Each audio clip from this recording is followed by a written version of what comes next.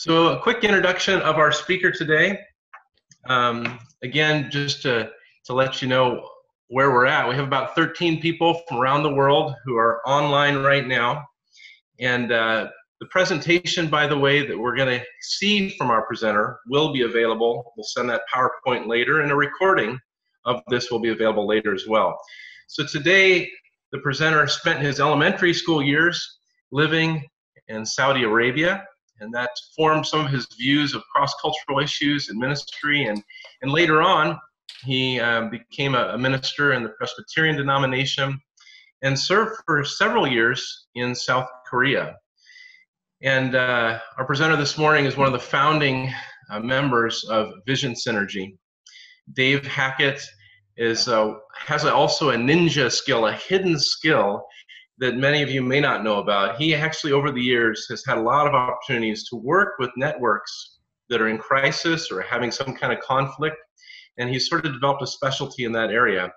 I'd also say he's well-versed in digital trends, and so it's going to be wonderful to hear from him this morning from his wealth of experience in many cultures. Most important thing, about a week ago, Dave became a grandpa. He had his first grandson was born near where he lives in Seattle. So with that, welcome to Dave. We look forward to hearing from you. Well, thank you very much. Well, I do want to talk about something that I have found to be one of the most beneficial foundational kinds of activities that a network coming together can do to really rally its energies around a distinct direction. And this is the Network Challenge. We come from many different organizations. Each of us has our own facets or take on what we want to do, even in a specific network focus. So how do we bring that together? And how do we, once we even come together and share and have a common vision, how do we develop this initial set of objectives together to work on that doesn't overwhelm us, and it lets us move together? That's the challenge.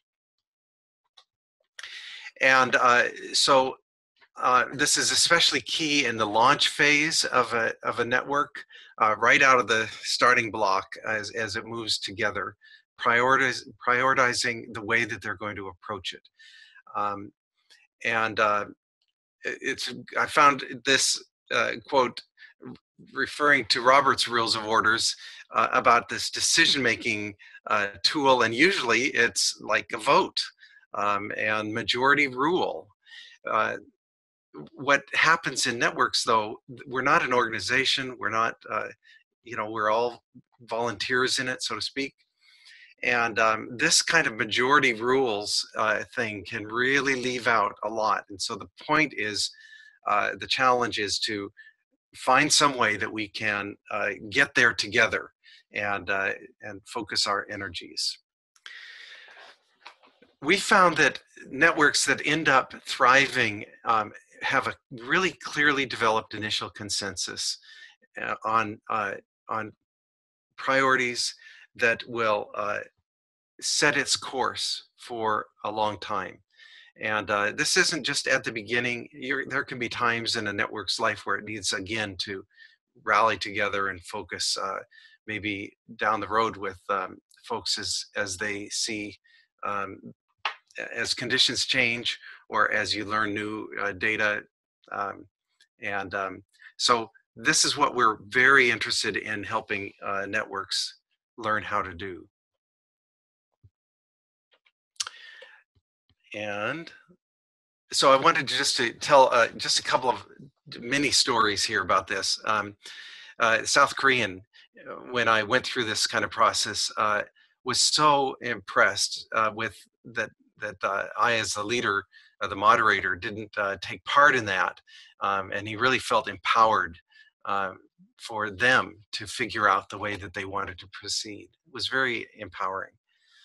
In another group, an Egyptian came up and really his impression of what happened, he felt like as a facilitator, I was listening to him and to the group, "I have never seen such kind of listening.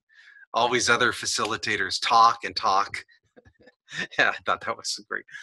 And a Jordanian was in another network.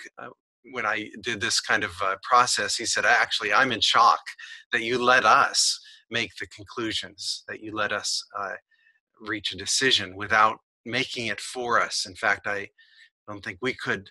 I didn't think we could do it, but we did." And in that case, not only this man, but some other Arabs were in tears because they had never seen that kind of full giving over of the choice to the group to move forward. And so this kind of thing is has some powers just beyond decision making. It can really convey some elemental priorities, that this is not a set agenda within the focus that we've chosen. This is the group really leading itself.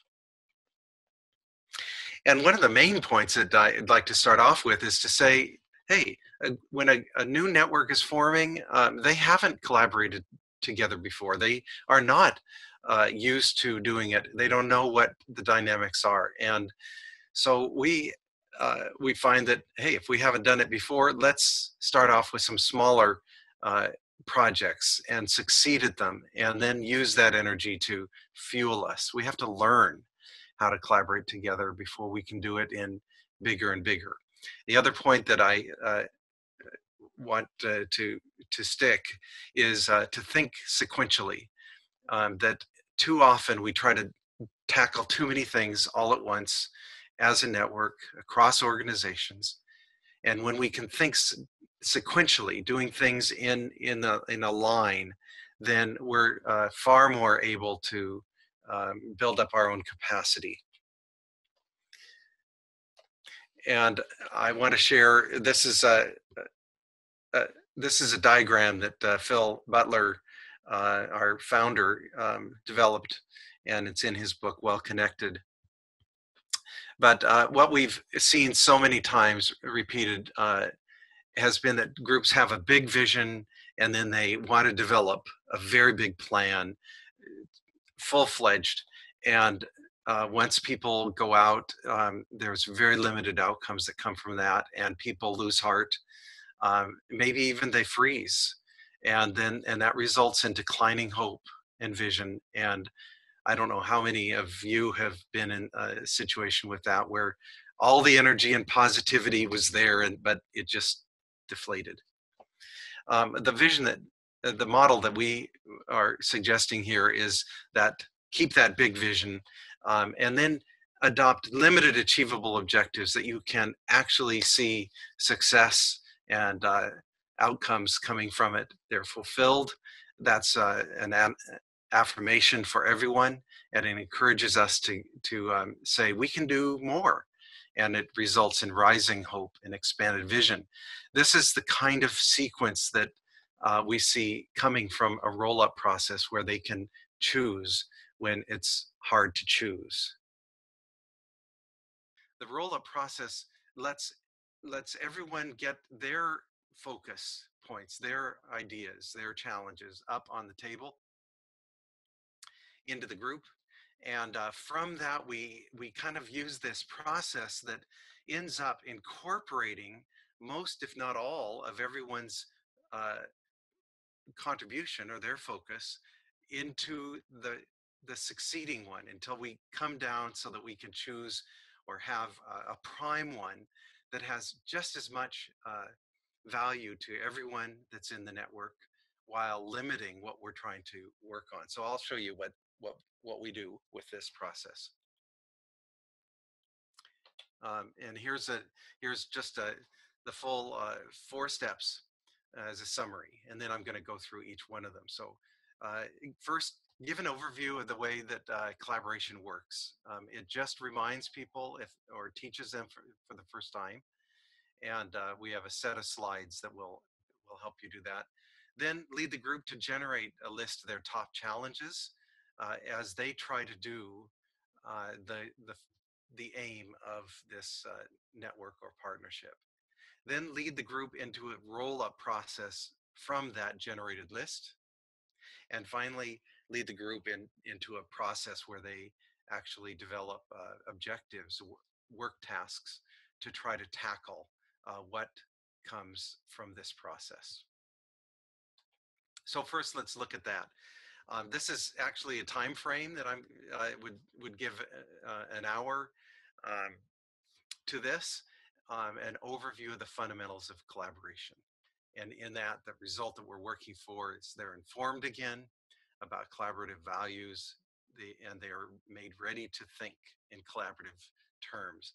So in that, we have,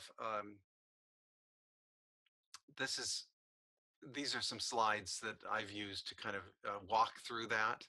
And just in a moment, I'll give you a link to download even these slides, and you can do whatever you'd like.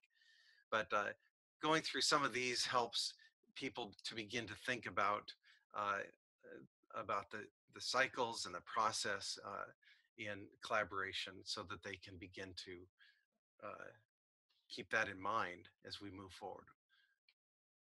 And here's the link to download those slides, if you'd like those for a starter to kind of work on with your group.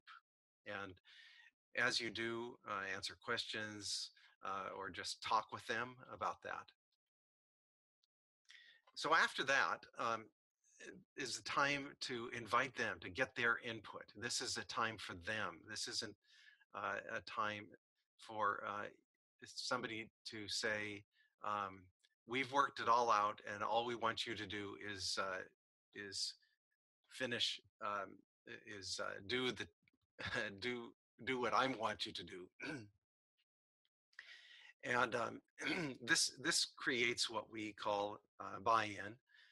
What we want to do is have people invest themselves into this and feel that they are a part of it. And so it's very important then to hear exactly what people have. So what we do is ask the group to brainstorm in the high value challenges that they face when they're trying to do the ministry work that you are attempting to do.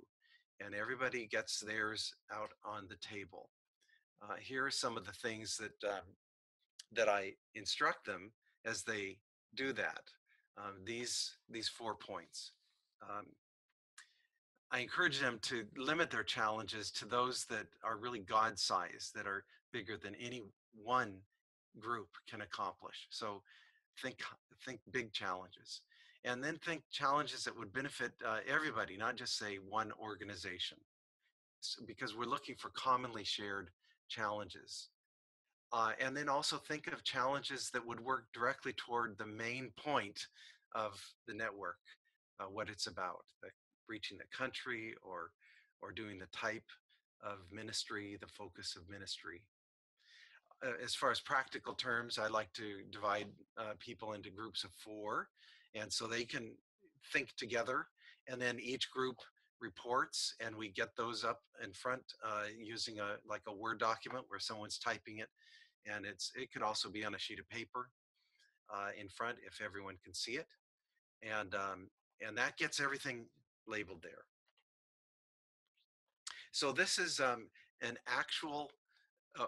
Throughout this, I'm going to show you what actually came out of a real roll-up. So these, when the group that was much larger than 17 shared, it turned out that we came up with 17. Now that's that's the first thing I would note. You'd think that if you had, say, a group of 30, that you might have 30, but you don't, because there's overlap. And that already helps us. The group is already able to see that we're coming together.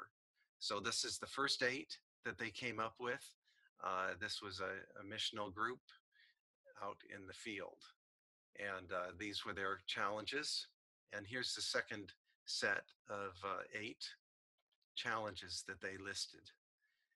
So when they were thinking of what really is God-sized and what will really help us to accomplish our goal, these were the highest challenges that they thought of.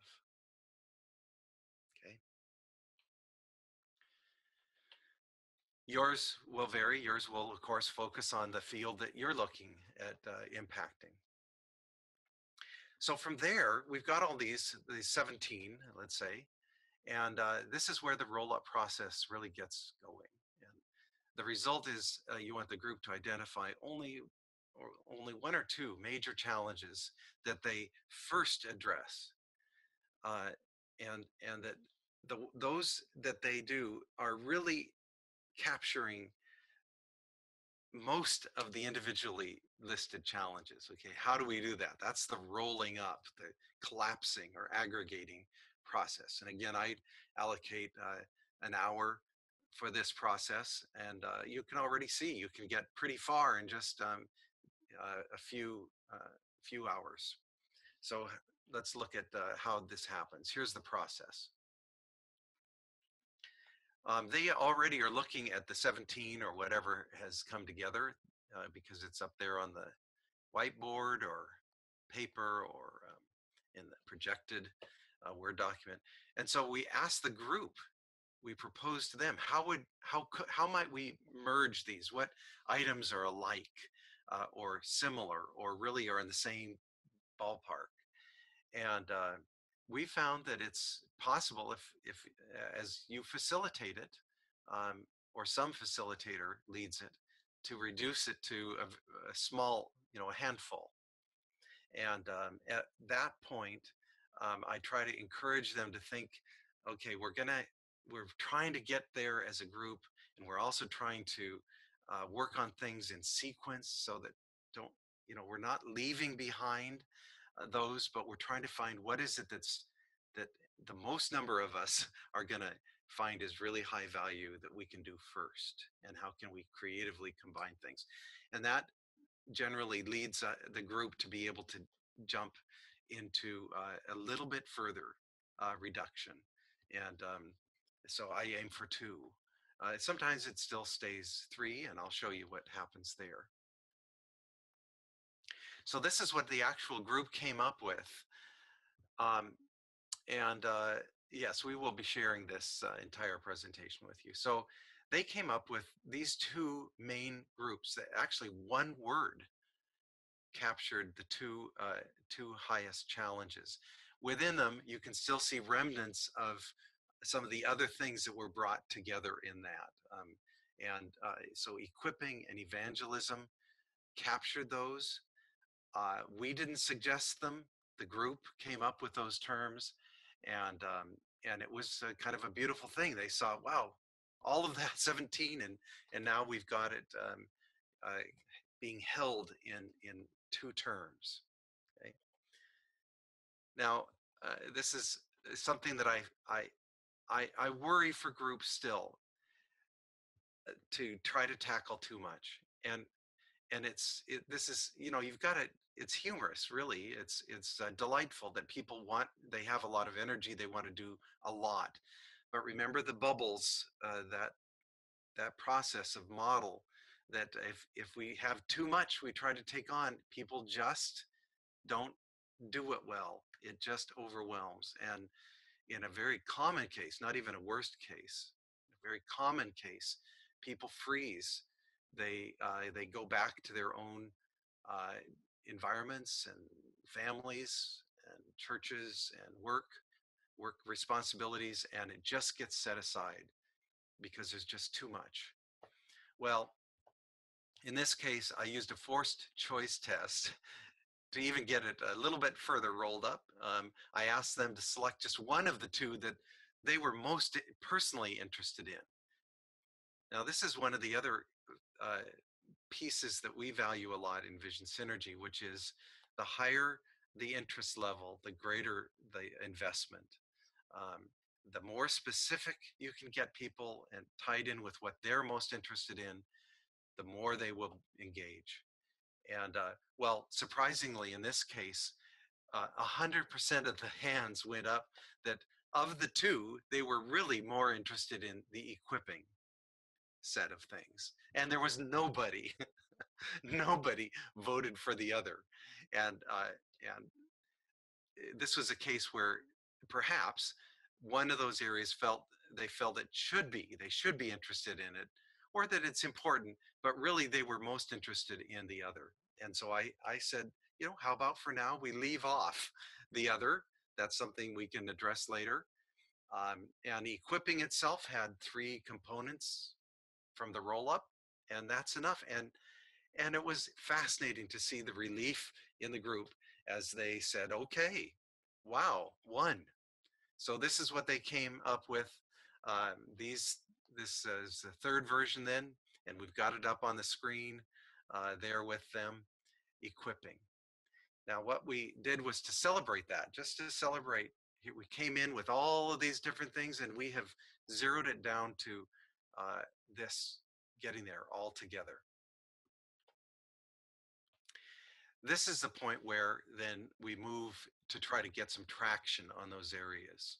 And so we like to then employ this LAO process, limited achievable objectives, that in this case, there were 3 aspects to that one focus of equipping. And so it was easy to say, let's, by your interest, go to one of these groups. And then in them, tackle what actual concrete thing can you do that would help you help this group get movement on that, start addressing it.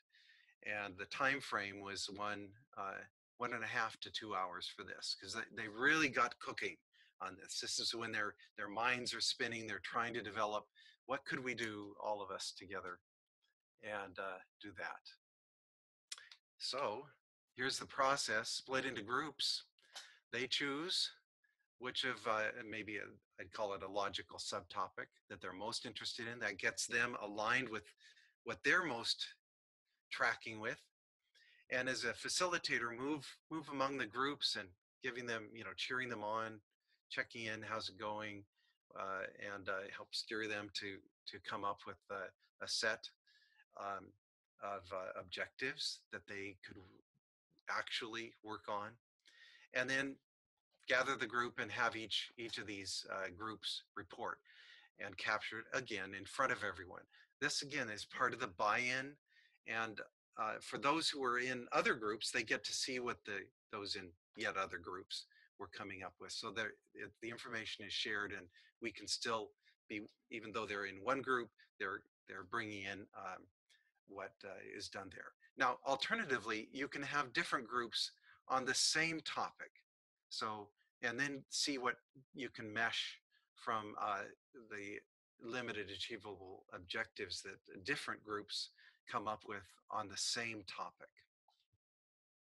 The point is, when we're in smaller work teams, people are more interested in participating. They'll speak more, they'll feel freer to think, and that's what we want. So here's what actually came out of that an actual example. They formed the resources group, and they came up with these thoughts. Now you'll see that each one has a person that was going to be taking the lead in that. And so one was on resources and language study. There was another on process of disseminating resources, and another was training opportunities. And the second group had this kind of LAOs, limited achievable objectives, sustainable work and mapping group. Had wanted to see strategies for short-term and long-term, build a collection of information on cities, and have that available for recruitment, point people, and then a mapping expert to work with them on this. So this is, you begin to see what these groups can come up with that really can move forward. The third group was a language advancement group, and it had some of these ways here that could actually help the whole network move forward. Now, these are typically move and slide very readily into actual work teams. I mean, they've already formed as a group, they've already come up with these, and they're just prime for being able to come together. And that's the kind of thing that we want to see coming from there. And I think at this point, we're going to shift to any questions that you might have, and or points you'd like to raise. And Ben, you're leading us in this section. Absolutely. The opportunity we have, if you have, there's a little button down there at the bottom that says Q&A, and you can go ahead and submit a question. But I have heard questions, Dave, from people who have heard you talk about this before, and I have a bunch of questions myself too. So again, for those of you who are listening, you can just tap on that Q&A button and submit a question there. If you can't figure that out and you're already in the chat area, you can submit a question in the chat area as well. So Dave, we have one question here from Marina. Could you just sort of review again what techniques you're using to sort of help people select these priorities? Okay, the technique is to let them generate it. So and I guess your question then is selecting them, and maybe you're referring to how do you merge, how do you select the priorities? See, the group actually we find that devolving authority to the group helps them. So to think out loud with them, have them look at merging. The merging process itself helps to select the key components, and you start to hear shared words, shared priorities come forward as they group together.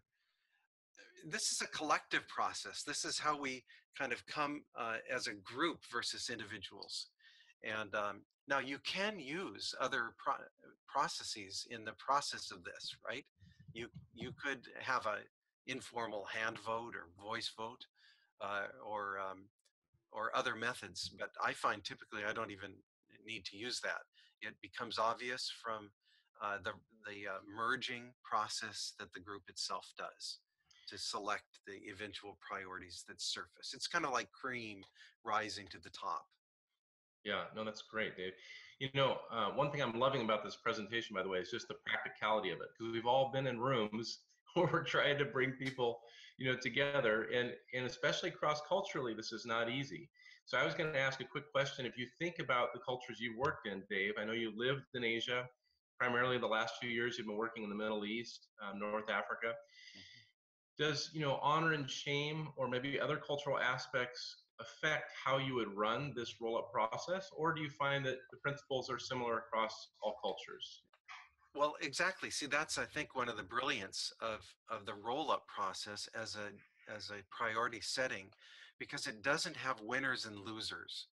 It has, we find larger and larger encompassing containers to hold as many of the ideas that were presented, and that becomes very attractive, especially in an honor shame, where they can still, we want them to be still be able to see their, you know, what they contributed in the final product, and maybe it's the part that got set aside for the next emphasis, but that's not losing. That's still, you know, there.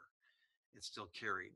So I think actually this works better for global audiences, international audiences, because it's not so Western. It's not Western like the power person prevails, or a vote, just, you know, cold vote does it. It's more relational, and so that's why I find it to be so satisfying. No, that's a great answer.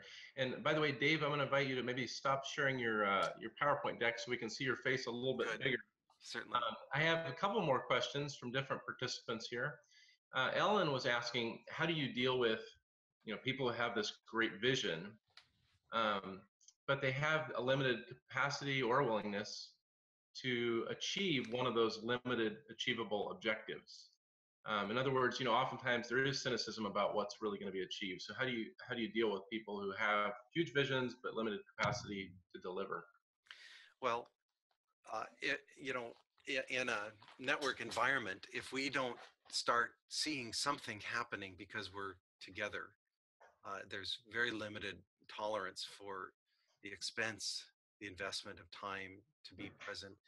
And so that's why, in fact, we say that task becomes one of the most essential things to emerge in a network and a partnership. If there isn't task, that is things really being advanced because we are together and we can see it. So someone with great vision may often, I find it, there's this dogged, darker side to that, which is a great ego. And if I would help them try to see their vision, their great vision, in terms of what this whole group can do together, not just their own vision.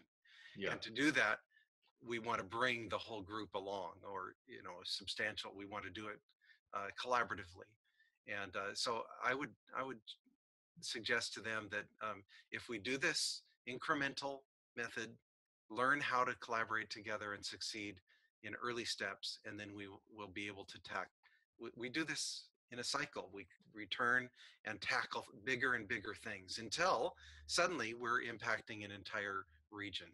Yeah, no, that's awesome. I think, I was going to mention to everybody who's listening, this is born out of many years of experience. And I think we have stumbled as we've gone along. We've definitely learned that many of these things, though, work in most places. And Dave, we have a few more questions here. Peter in South Africa was asking, how do you deal with, a dominant person who's in the group who suddenly dominates over others? It's more of a facilitation question, but I'm sure it's a key it's challenge. A common one. Yeah, it's a key challenge, and it's very common. And of course, this is a normal. I'd almost say this is a normal aspect that we encounter, because especially on the go people, they're very convinced about their method, perhaps about their leadership. Maybe they want to be leader of this group. And the thing is, you can't run a collaborative initiative the same way you would your own organization. Because people will walk away. They'll say, I don't want you to be the boss of me, and similar things. My most effective way as a facilitator of dealing with that common thing is to not address the domineering, if it is that, directly in front of people. That's just not gonna. I want to win them over to this group. So generally, I take them out to the hall in a break, and I'll say, friend, I wonder if you know how if you realize how you're coming across in the room. You're speaking over people. You're saying my idea is better than your idea. You're demeaning others or their ideas. Actually, you seem to me like you did that, and that's not going to be helpful for us. And often, I'd say almost every time, the people they don't want, stated in that way, they don't want to do that, and they'll even come back in and apologize to the group. Even I'm not. That's their choice. But in other words, they want to re-engage in a friendlier way. They want to in a more collaborative way. So I find that it's hard. You can do certain things right in the group, but for standout cases of big personas, I need to help them realize how they're impacting the room. Yeah, no, that's helpful. Let me ask maybe one more question, sort of the opposite end of the spectrum, and then we can go back to a few more questions on the process. But again, on facilitation, what do you do if there's sort of this silent deference of other people to a hierarchical figure? Chris had asked, you've worked in a lot of Asian cultures, maybe African cultures have the same thing. Maybe in America, even church pastoral cultures defer to a perceived leader in the room. So he's not dominating or she's not dominating, but others are suddenly deferring. How would you mitigate against that? Well, the group process, if you stay as one large group, it's immensely susceptible to the dominance or the commanding presence of the acknowledged person that whatever they want, will do. What we're trying to emphasize is, the priesthood of all believers. All of us are part of this. We're all in a collaborative effort. All of us are equal at the table. The ground is level for us, and we try to create that kind of environment. Now, some may say that that's a Western kind of thing. I've seen it work way too many times in all kinds of hierarchical societies as well.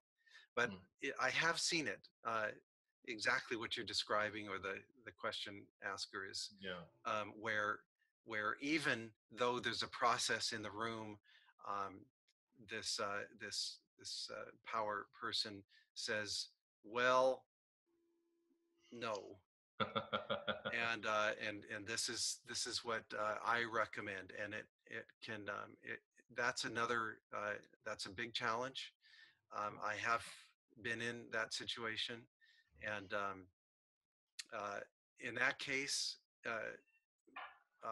either we regroup to try to win that person over to the group, the group process, and meet them, and try to then work within that, or since all of these are not in the same organization, they're not going to be allegiant, all of them. Yeah, absolutely. Yeah, and kind of along those lines, Richard, I believe he's in Uganda, had asked this question about, like you say, there's many different organizations coming together. So what if you notice that several tribes or organizations are just feeling like they don't belong, or suddenly as the conclusions are rolling in, things are getting prioritized, they get the sense that they're not going to benefit from the agendas that are emerging?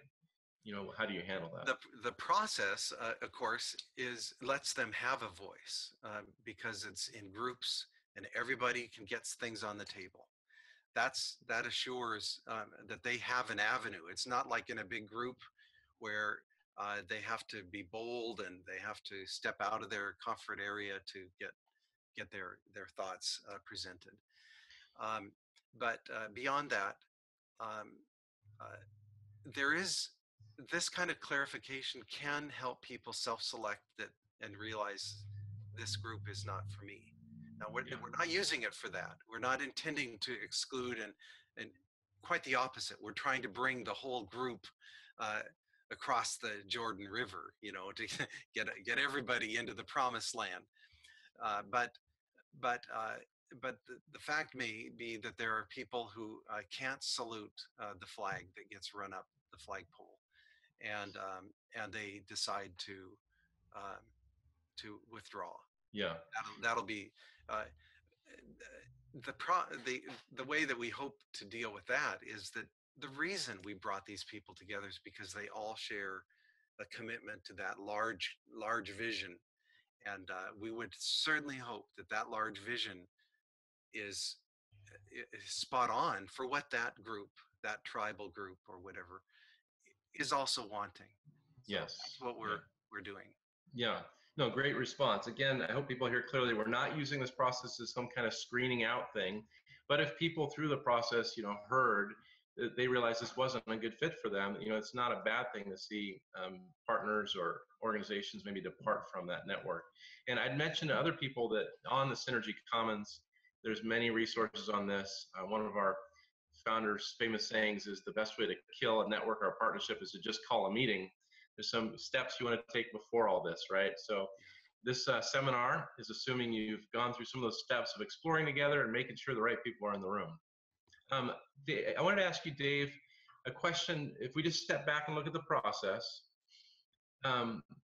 what do you think about where are the most common problems? If you think about, the last time you've run the roll-up process, I think it was probably in the Middle East.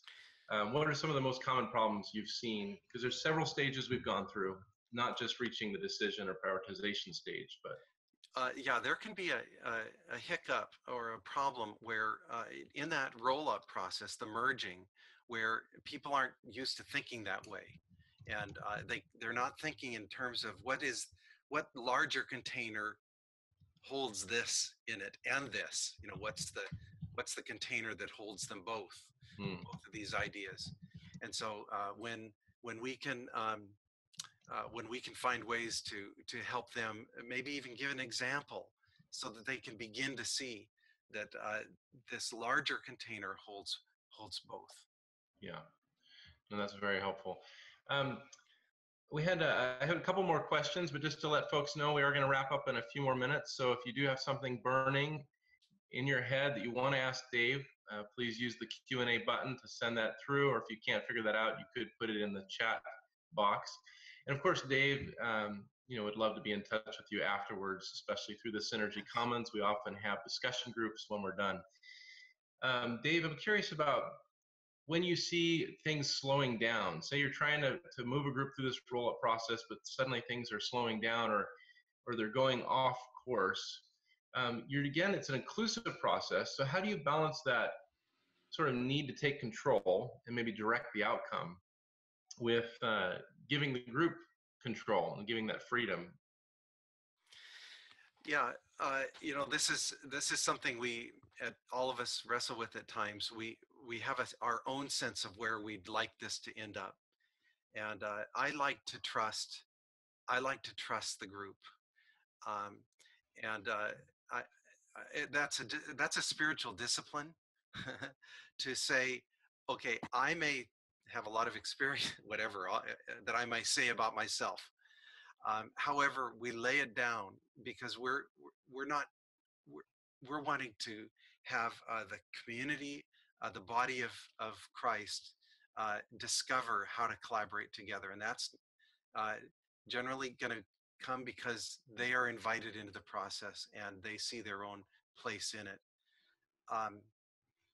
So it is possible to direct this whole process. I mean, even in the merging, some of my own biases can come in proposing what they gather. But as much as I can, I try to set that aside and just use it as stating the obvious rather than my preference. I state the obvious. Clearly, it looks like these two can fit together, for instance. I'll say something like that. And I look for their affirmation as well. Yes, I see that. Or if they object and say, no, those really still need to be separate, then I'll go with that. So flexibility, remember the trust that they place in the facilitator to be neutral really enhances their sense that this group is for us, not for that person. Yeah, absolutely. That's easier said than done, right? Because we all have our own personal biases. Spiritual discipline. Absolutely, spiritual discipline. I love that way you put that. We had a couple more questions that came in through a private chat to me. Again, folks, we're going to wrap up here in a few minutes. But Dave, as you think about the decision stage, and we've already touched on this, but any tips to sort of make it feel genuinely inclusive? Yes, as you saw in the even the final one, version 3.0, where it was just one term, but then it had lots of what was in it. That is the tip that you can use to help people know that their agenda is still in the mix. So as you saw there, I did encourage them to come up with a one word or a small short phrase for that, and they chose equipping. But within equipping, you saw a lot of commas and a lot of things that represented the roll-up, and that's a seedbed actually, because once they do have that one consolidated one or two consolidated points, then that helps them form LAOs, limited achievable. That helps them plan. What are the different facets of this to start working? So it's right there. It's even a setup for them to begin to say what they need to address or want to address to make headway. Oh, that's great. A final question that came in. again, you're trying to move us on to urge people to have these limited achievable objectives. But of course, you want people to have the big vision in front of them throughout the process, I assume. So what are some ways you balance that? What are some ways you keep the big vision in front of everyone throughout this roll-up process, this meeting of an emerging network? Yeah, I've been, oddly enough, I was very encouraged in this from hearing about the Bill and Melinda Gates Foundation and its top leadership group that comes together and views the same set of PowerPoint slides, we were told, at every meeting. And it's their core focus, their core, and you can imagine these are high-level people and they've seen these, a million times. But the point isn't seeing the slides, it's having the big vision in mind as we address the individual portions. And I do think, I do encourage networks and partnerships to more frequently share that big encompassing vision. It should, it's hard to state it too many times. Get it, visualize it, help people think about it, know that it's there. Maybe it's, a sign or that reminds them all throughout the meeting of that goal. And but if it's not living by breaking it into these component parts that we're addressing, then it's just a dream. We want to reach that dream. Yes. We want to impact that people group. We want to change that system. And in fact, I'll close with that. The University of Denver, Colorado, has a network leadership training program academy, and one of its things that it values a lot is to change the system. Look for the systems that you have to change to accomplish what you're trying to, not just your ideas, but do that. No, that's very helpful. Well, Dave, we're really grateful to you this morning for speaking out of that wisdom, speaking out of some of those things you've learned need to be spiritual disciplines, or some of these things we have to balance that are constantly in tension. So it's been very helpful.